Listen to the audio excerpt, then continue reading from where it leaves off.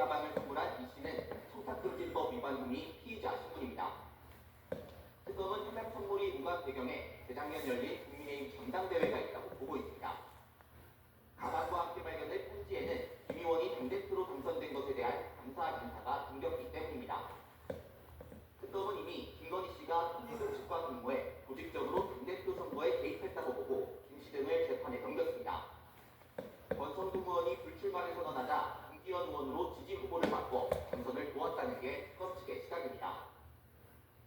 이 씨가 김 의원 당선을 도와준 대가로 김건희 씨에게 명품 가방을 선물했다는 겁니다.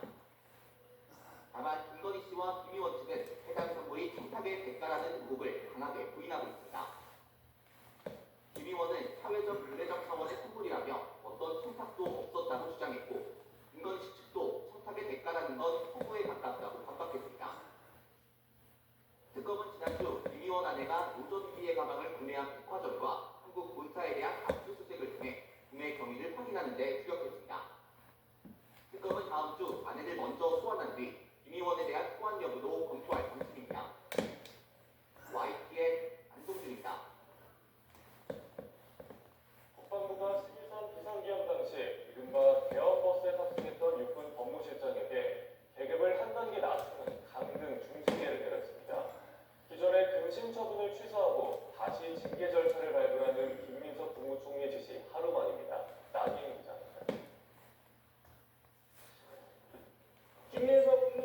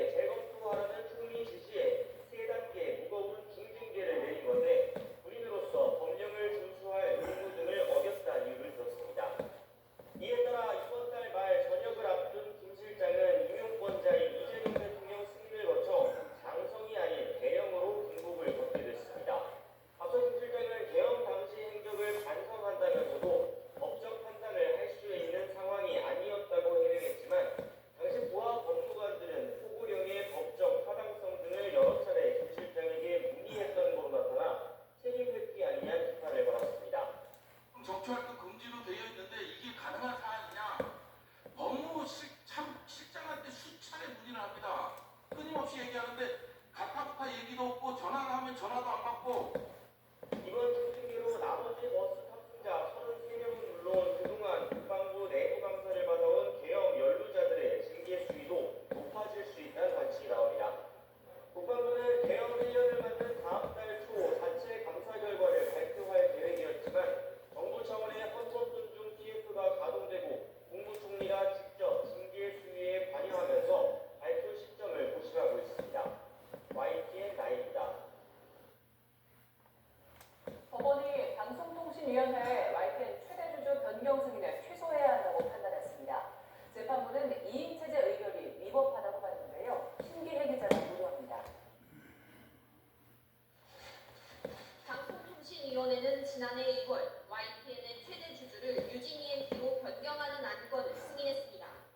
방통위는 위원장을 포함해 모두 5명의 상임위원으로 구성되는데 세 자리가 공석인 상태에서 김홍일 위원장과 이상인 부위원장이 참석한 회의에서 의결했습니다.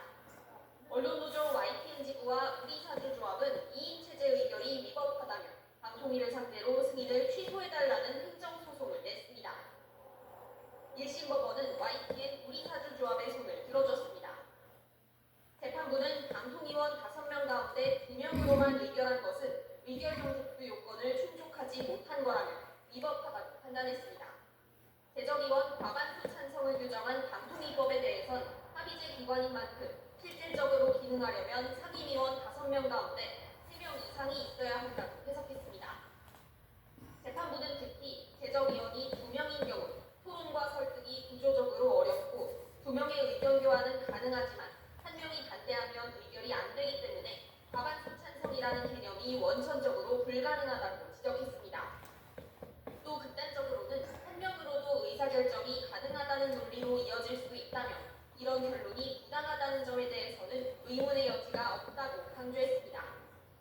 이와 함께 재판부는 행정공백 우려를 이유로 2인체제 의결을 가능하다고 해석하면 헌법이 보장하는 방송의 자유와 공공성, 방통위의 정치적 독립성 훼손으로 이어질 우려가 크다고 밝혔습니다. YTN 신기입니다.